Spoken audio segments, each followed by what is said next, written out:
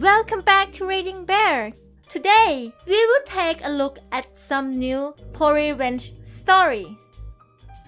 And if you enjoyed my content, please don't forget to subscribe to my channel and post some bear emojis in the comments. Let's go! The first one is titled, Don't Take Care of Family When They Need You? I'll Keep Score. This story is the story of the grandfather of my dear friend, and how he dealt with doling out the family's inheritance in a very unique way. The grandfather had 2 sons, and each of them also had 2 sons. In the last half year of his life, my friend and I visited him every morning and every evening. You see, he did not want to go into a retirement home, and apart from getting ready in the morning and in the evening, he did not really need help.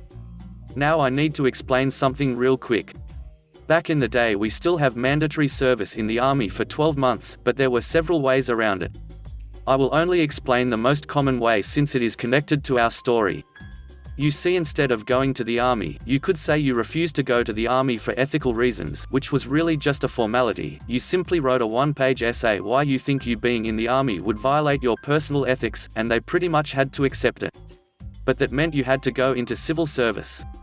Civil service could be any kind of job that in a wider sense that is a service to society. So these jobs ranged from kindergarten to retirement homes and anything in between, like hospitals, homes for the physically or mentally disabled, Meals on Wheels, pretty much anything you can imagine. You would be paid for that time the same amount of money you would get in the army, and had the right to certain perks like a free room, health insurance, work clothes, etc. The same stuff any soldier gets. Plus, since soldiers get free food, you either got free food or a food allowance.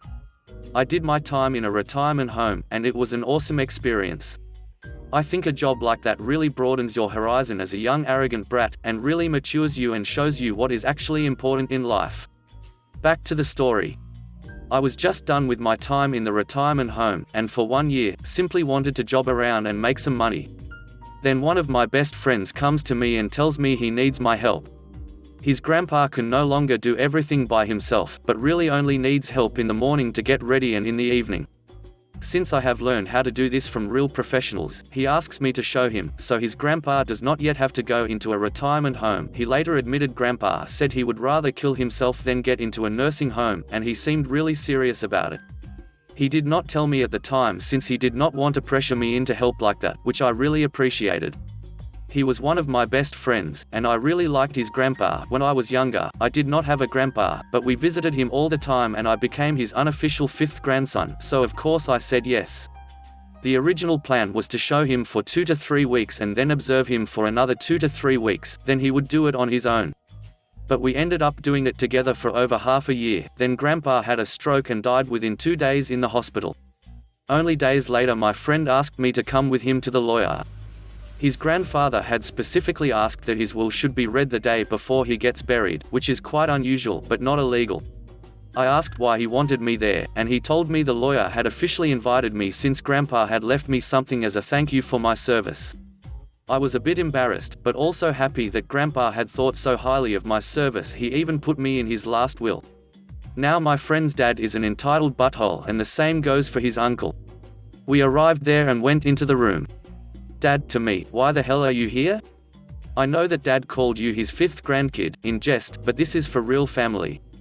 Uncle, I bet the little gold digger hoped he would get some money in the will. Me, I was asked to be here by the lawyer, take it up with him. I have no idea why I am here. Dad, if you pulled something to get to his money, I will sue you so hard even your kids will still need lawyers. Friend, show some respect and stop shouting. I know you two did not really give a crap about your dad, but show at least a minimum of respect. Uncle, how dare you talk like that to your elders, you little idiot. Friend, you two get exactly as much respect from me as you showed your own father, none. He really shouted the last word, and it finally shut the two up. We sat down and still had to wait for the other 2 grandkids to arrive. They sat right behind us, and what they talked about really made my blood boil. Apparently, they had both gotten new cars, new jewelry for the wife, and had planned a huge holiday. All that was paid for by credit, and they had planned to pay for it with the inheritance. None of them even said a word about missing him, being sad that he died, nothing. Only me and money. They seemed to be in competition over who could spend the inheritance faster. Then finally, we were all there and the lawyer read out a short letter. What I tell you here is a much shortened version, but the real thing was several pages, but it boils down to this. In recent years I more and more realized that some people in my family cared a lot more about me than others. I am especially disappointed in my two sons, but I wanted to be really fair and not biased, so I came up with a point system: a letter, phone call, 1 point plus 1 extra if it is very long a visit, 2 points per hour plus 1 point per hour of travel to me and back helping me out with something, 3 points per hour. This is the final result over the last 3 years of my life. Dad, 8 PTS. Uncle, 10 PTS. Uncle's kid 1 to 150 PTS. Uncle's kid 2 to 133 PTS. Friend's brother, 288 PTS. Friend, 7,341 PTS. Me, 5,883 PTS. My lawyer has already liquidated most of my assets except the house. Once it is sold, the money will be divided by the points, so we know what each point is worth, and then every person gets a share of the money according to his points. For about a minute you could hear a pin drop, then both Dad and Uncle started shouting at the same time that they knew we would have pulled something and this would never stand. Of course, they tried to sue Uncle, his kids and Dad together, but they lost. And there was a secret clause, not really secret, it was simply not read to us that day. So nobody realized it was in there since we all assumed everything was read to us on that day by the lawyer in the will that if someone sues against the will, that person loses his share of the inheritance. It took nearly 3 years until all the lawsuits were over. I was blown away when we finally got the money. I am not naming a sum, but it was way more than I felt comfortable accepting, so I wanted to give at least some of it to the other 3 grandkids, but my friend finally convinced me to accept by saying to me, "You cared for him when he needed you, without expecting anything for it, which makes you 10 times more his family than any of those idiots." They got what they deserved. The last one is titled, "Make a horrific comment like that? Get charged butthole tax." I was talking with another sales dad the other day at a scout cookout, swapping toughest customer stories, when this guy came up. Glossary of jargon, spiff, arbitrary cash bonuses offered at management discretion. Pencil, preliminary buyer's order used in negotiation. It delineates list price, discount, purchase price, trade value, payoff, and taxes, fees. CPO, certified pre-owned. If qualified by age, mileage, ownership, it gets a much more thorough inspection and earns an extended warranty for passing. This happened about 5 years ago when I was selling cars. On a Saturday, just before lunch, the dealership catered lunch on Saturday, but I didn't get to eat it. I sold a car to my first customer of the day, which any car guy will tell you, if you can get one out before 11 on a Saturday, you should almost be mad if you don't get a hat trick. 3 sold in a day. Typically hat tricks pay out an extra bonus. At my store, it was $150. I'd already gotten some free money in the morning meeting for a couple of perfect surveys, and my sale was the first one of the day for the store, which happened to be a spiff that day. So I'm riding high, having already put $500 in my pocket before noon, with a real shot at doubling it before they turned out the lights. It's gonna be a good day, I thought. I'd just finished stocking in my fresh trade and collecting my first sale spiff when the receptionist comes to my desk. "Hey, my posting name, you're really good with weird, angry, and weirdly angry customers, yeah? Wonderful." Me, "Yeah, I guess that's me. What have we got?" "Ah, that couple over there that looks like it's taking too long for the guy at Jimmy John's to make their sandwiches." I sigh, put on my sunny customer service face, and greet the couple. They're older, but not old, probably mid-50s. They're aloof and condescending as I bring them to an empty desk. My desk was on the used side of the dealership, and offer coffee. They scoff and decline until they see the big fancy cappuccino machine. The wife looks at me expectantly as I sit down, inviting her to help herself, reassuring her that it's a very intuitive machine with several options, but I'll be happy to help if she has any problems. Hubby, CB1 for dialogue, hands me a folder. Inside is a printout from our website. "I'd like to purchase this truck, please, at the advertised price," he says. I say, "Excellent. Before we discuss rebates, let me double check that we still have the vehicle in stock. It'll only take a minute." CB1, "You don't know your own inventory? This is very unprofessional." "Hey, honey." He says he probably doesn't have it in stock. "Looks like we might have come all the way down here for nothing." CB2, "This would never happen at Volvo. This is going to be fun." I mindlessly apologize, explain that we have 18 salespeople and over 650 cars on the lot at any given time. We sell 250 per month, so inventory management is literally a full-time job as I check the key track, see the key is checked in, and politely excuse myself to pull the truck around. In retrospect, I wish I'd have paid more attention to the listing, as it would have saved some pain, but I just pulled the stock number, verified availability, and pulled it around. Me, alright, let's take a look. They follow me outside and I start my walk around. CB1, this is the wrong truck. CB2, this is the wrong truck. I told you you were asking for trouble trying to buy domestic. CB1, I told you, honey, a damn Volvo won't pull the camper. This is what we need. Me, what do you mean? This is the truck from the listing you gave me. CB1, Christ. No. It's not. The listing I gave you was for a white long bed king ranch. This is a silver XLT. I get that reading is hard, you'd think that even a domestic car salesman would know his colors. Me, first of all, there's no such thing as a $30,000 king ranch and you clearly know that. Second, I don't appreciate being insulted. Clearly, there's been a mistake. Let's go back inside and figure it out. CB1, you have to honor your advertised price. It's the law. My wife is a lawyer. CB2, I'm a lawyer and will eat you alive. Me, look, there's no need to get hostile. I don't get paid unless you buy, so it's in my best interest to work this out. I assume our web developer made a mistake with the pictures, but let me investigate and we'll go from there. As I suspected, every word of text on the listing pointed to an XLT, as did the Windows sticker link. The web guy mixed up the pictures. I found the pictured truck which had a sticker more than $20,000 higher, with fewer rebates.